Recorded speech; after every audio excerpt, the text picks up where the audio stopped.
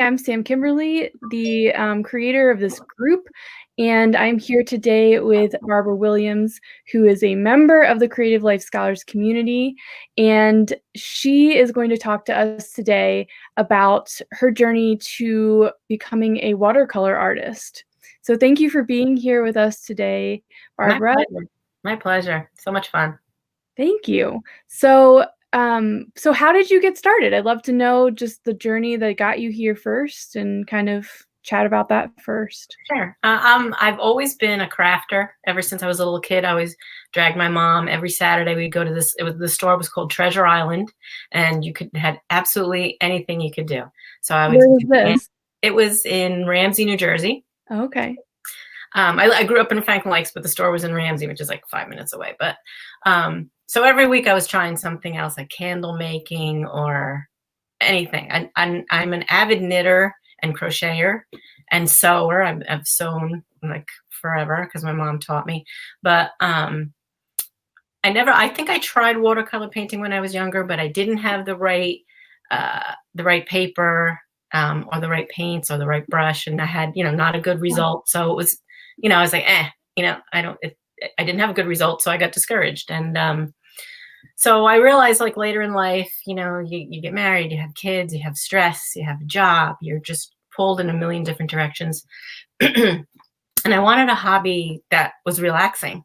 And I was talking to my husband about it one night, and we were just mindlessly going through YouTube, and I saw a video of a woman watercolor painting.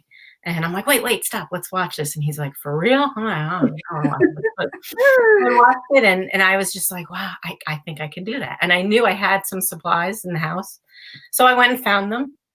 I set myself up at the counter, and I turned on the video again, and I just started painting. And I became obsessed with it. I was there for like a couple of hours, and my husband's in the other room, and he comes in and he's like, what do you've been so quiet? So he like peeks over my shoulder, and he's like, that looks pretty good. And then at the time I was just like painting like leaves or something. He said, that is so relaxing. That looks so relaxing. And I was like, that was like my aha moment, where I was totally like, because at least when I paint, and I want to try to teach people that it's not just about painting, and you don't have to be an artist.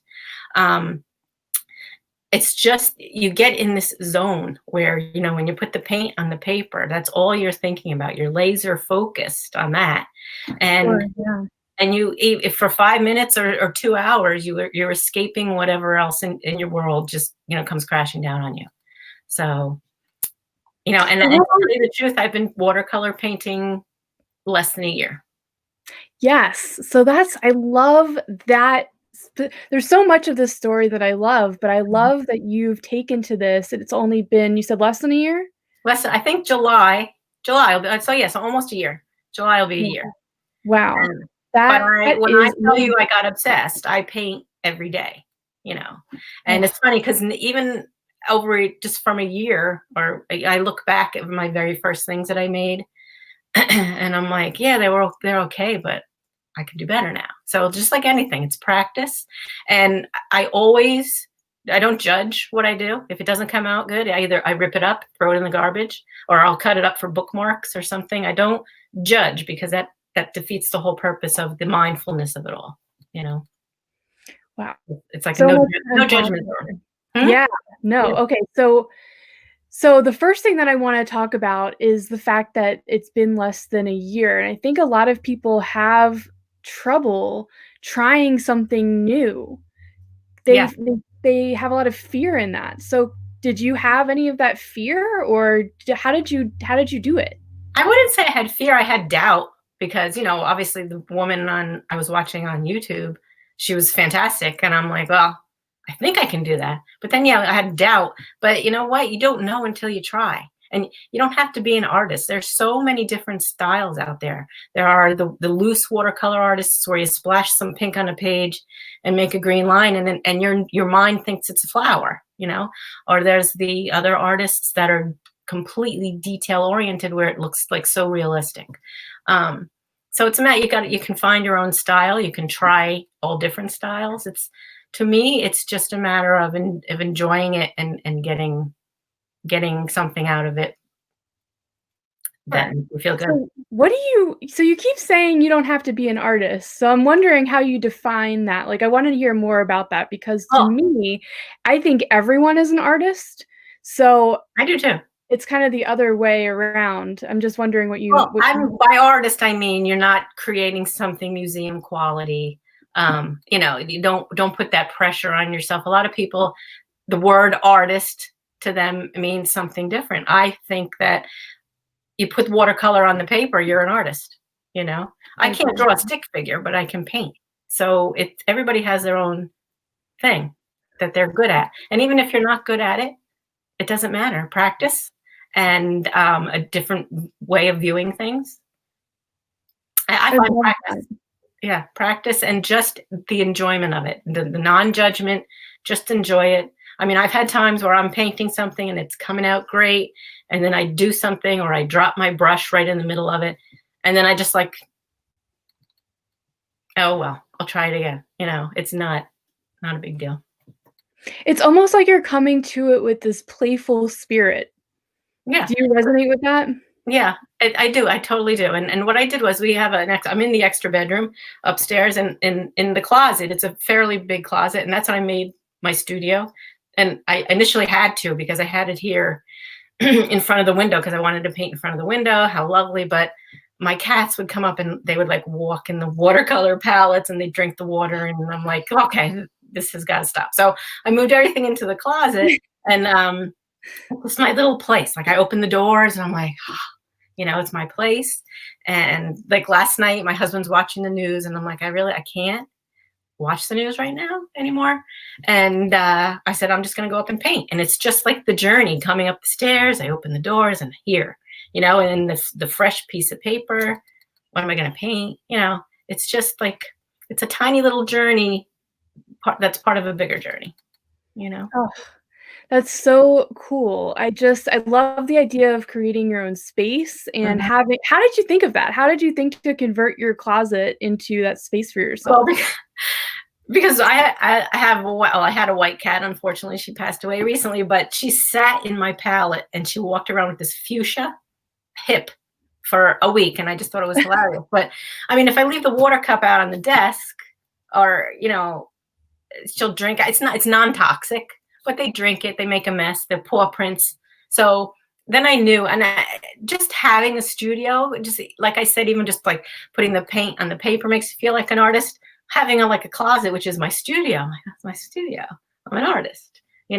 I just, and then I hung up some stuff that I worked on, and there's pictures of the kids in there, and I have everything organized. And when I'm done, I always like to refill my water, so I have a fresh thing of water, so that when I feel like painting, I just go in there and do it instead of saying, "Oh, I didn't change out the water last time," and I set it up for next time, so that when I get the urge, I just go in and I sit and I paint.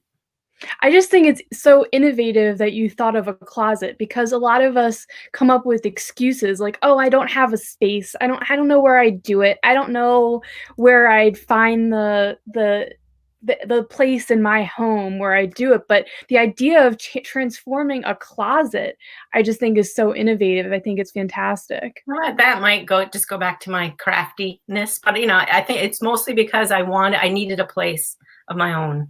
Because the longest time I painted, like when I began, I painted on the kitchen counter. And it's also nice because I can close the doors and then not look at the stuff because there's a lot of stuff in there. It's organized, but there's a lot of stuff in there, and yeah, it's just That's my. great. I love that. Yeah, absolutely. So then there's this therapeutic element to it too. It seems like, I mean, you're using it now kind of for your own therapeutic needs right now, which a lot of us have them. And I think a lot of us are turning to art. Those of us who have art in our lives are turning to art for those needs right now. Mhm, mhm. But then I know you're working on, or did you just finish the webinar? I'm working on a webinar. Okay. Are you comfortable talking about that? Yeah, yeah, yeah. Okay. I when I had that aha moment about how it really is a relaxing activity, um, I Googled therapeutic art because I didn't think it existed. Well, I don't know. I'm like, this therapeutic art, and it does. And there was a course, so I took it. And so I actually have a little stickery thing on my Facebook page or on my Instagram page, and a therapeutic watercolor art life coach. Yeah. Oh, wow. Okay. So when I have a couple of videos on YouTube as well. And what I try to do in the videos is not only show people how to paint, but have people tune in to their breath. I have lavender. I have a diffuser in my little closet. All other like techniques of relaxation can be added to the watercolor techniques. So, you know, while the watercolor helps you be laser focused and not thinking about what's stressing you, the lavender, the diffuser, it's all just like part of the whole experience to relax. And hopefully you'll be able to take that feeling with you throughout your day. Oh, it's beautiful. I mean, I feel relaxed just like hearing you talk about it. I feel very relaxed. Mhm. I love the idea of that. I am not great at approaching two-dimensional drawing. I mean, you said that you have trouble drawing, but I you can't can. draw. I think it's fantastic. I think it's just like so interesting that so many of us like don't have skills in one thing, but really Mhm. have skill in another. Do Right. you ever try to just draw for fun? I mean, I doodle like when I'm in business meetings, you know, you're pretending you're taking notes, whatever. I doodle, I make a little flower, but nothing like I've never actually sat out on the lawn to like sketch the trees or whatever. No, because it's not my thing. Yeah. It's not. It doesn't bring me joy. No, Yeah. I totally understand that. I feel like in this time that we're in right now, creativity is transformed in different ways in some of us, and for me, it's really been, an interesting ride because I was feeling pulled to draw. I was feeling pulled to draw trees, exactly what you were just talking about, and I am no good at it. I'm Oh, not good at it at all, and I think some people would feel like, "Well, I'm not good at it, I shouldn't do it," but I decided to just buy a kit and tried, and I realized I'm still not good at it, but I did it anyway, and it felt really awesome. yeah, Sometimes it feels really good to just experiment. Do you take exactly. And risks that's and experiment? they're probably not as bad as you think they are. You got to get out of that Oh, boy. judgment zone. Gotta get out of there. You're right, you're right. Mhm. I think we have a question. Okay. So, someone says, "Can you discuss startup costs and materials?" Let me see if I can figure out who that is. Oh, so Shaquille says, "Can you discuss, the materials and startup costs that you use to get started with watercolor painting?" Yeah, what I used, you just got to make sure it's watercolor paper. There's so much. If you go to like a Michaels or something like that, you'll see there's multimedia paper, there's drawing paper, sketch paper. Just make sure it says watercolor paper on it. My favorite paper is Arches, but it's expensive. And I didn't start using that until I really until I really knew I want to create, I want to see what it's like to paint on this paper that everybody says is so amazing. Um, there's Canson paper, which is I believe it's 9 by 12. It's called cold pressed. You want cold pressed paper, and the Canson pad of paper. I wish I had thought of it. I would have had it visual, but I think it's less than $10 for 90 pages. And a lot of times I'll like if it's 9 by 12 or even a bigger sheet, I'll fold them in half and I'll paint like a smaller painting and make sure materials last longer. As far as brushes, I use Princeton Heritage brushes. My favorite brush is a round number 6, and I think that was $6.99. And I use it every day. It's a good brush. And what else? The paints. Paints go anywhere from liquid. There are liquid watercolor paints. There are pan paints that are dried in a pan already. There are tubes that you can. I don't really like the tubes. They're too messy for me. You can squeeze the tube and make your own pan paints, but I find them a little expensive. But my favorite watercolor paints are by Art Philosophy, and they're called the Confection series. If I can just stand up, I can just go in here and can I show Oh, you? no, if you don't mind, that would be great. I don't mind. Give me a second. I think it's really awesome you're so close to your studio that you're able to share with us some of these materials that you're using. Okay. So let's close this. So this is the Canson paper. How do I do this? So you're using paper, you're not using canvases. No. Canvases are for acrylic or oil. These are just pads of paper.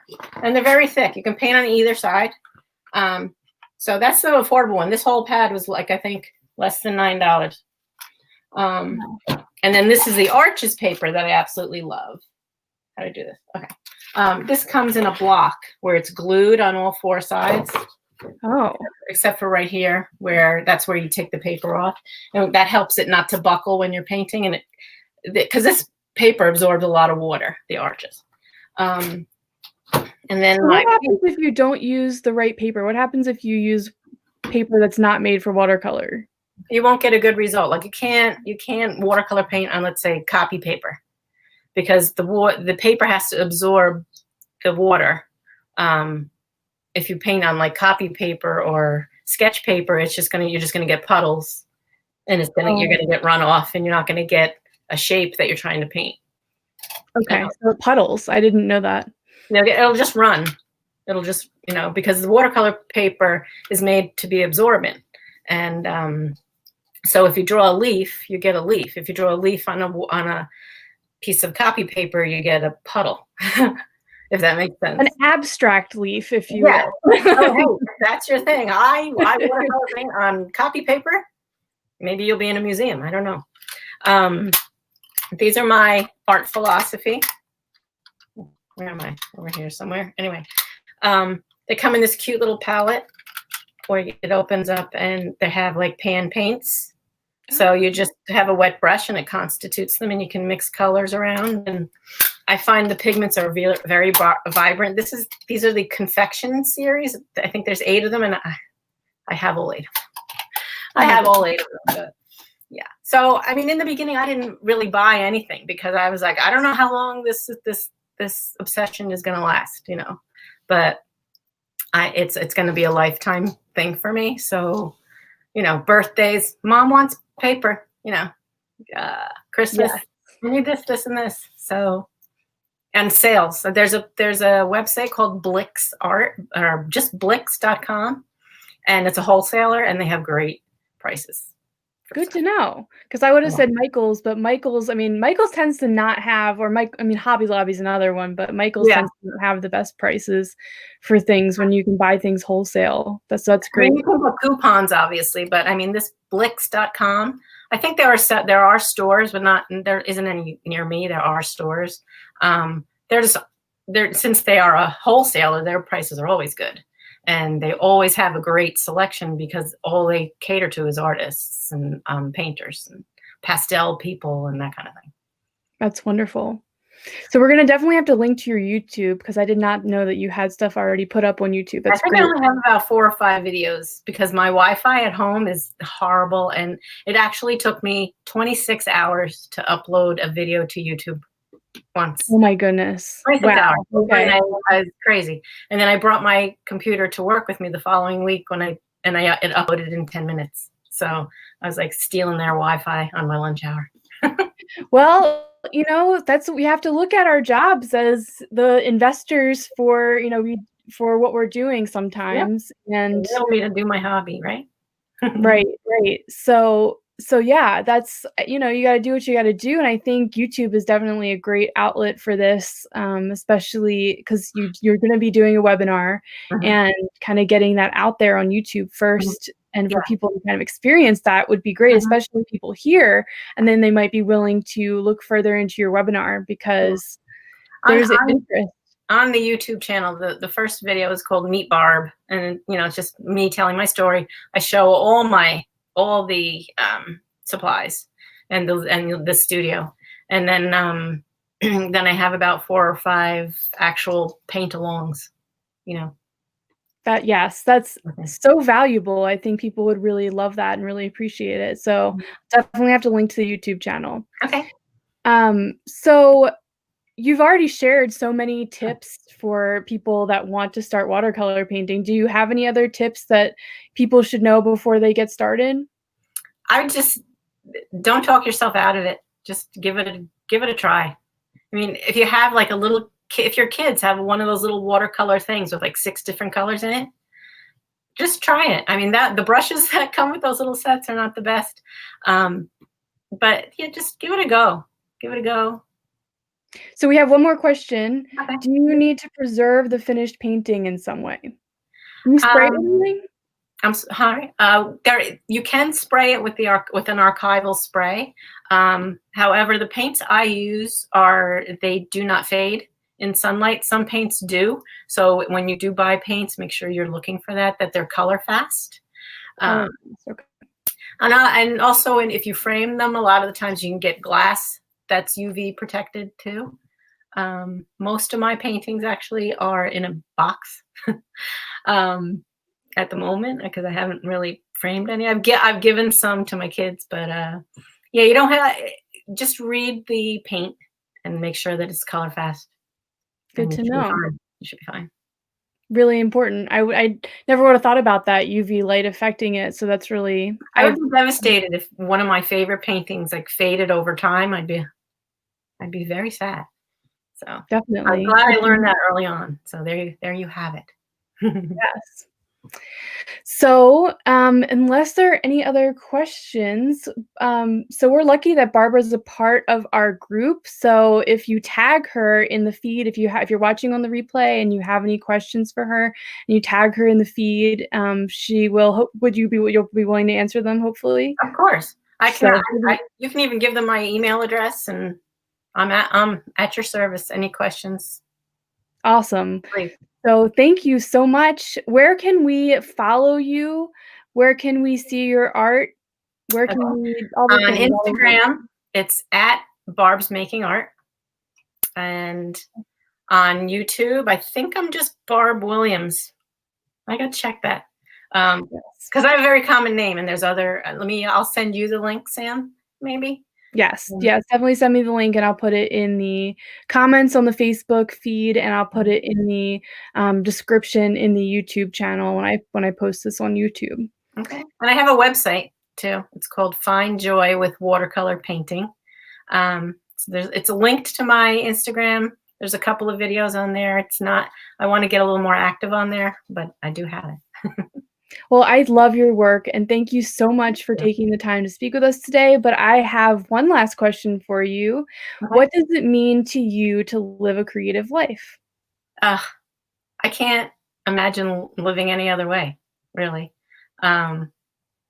It's just so wonderful to have an outlet to express yourself, to relax.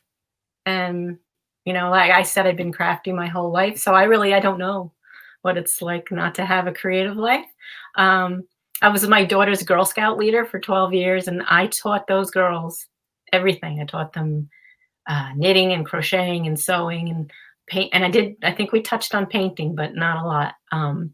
But I just instilled in them that to be crafty too. Yeah. My son just graduated college with a mechanical engineering, so he likes to work with his hands, and it's our lifestyle. That is beautiful. That's wonderful. Thank you so much for coming on with me today. Thank you. This has been wonderful, and I'm so glad that people are enjoying it. If you have any other questions for Barbara, please feel free to post them here in the Facebook group on the comments feed, or if you have them on YouTube, share the comments, and I will make sure that you get the answer. Thank you so much for coming on with us today, and I will talk to you all soon. Okay. Bye. Bye.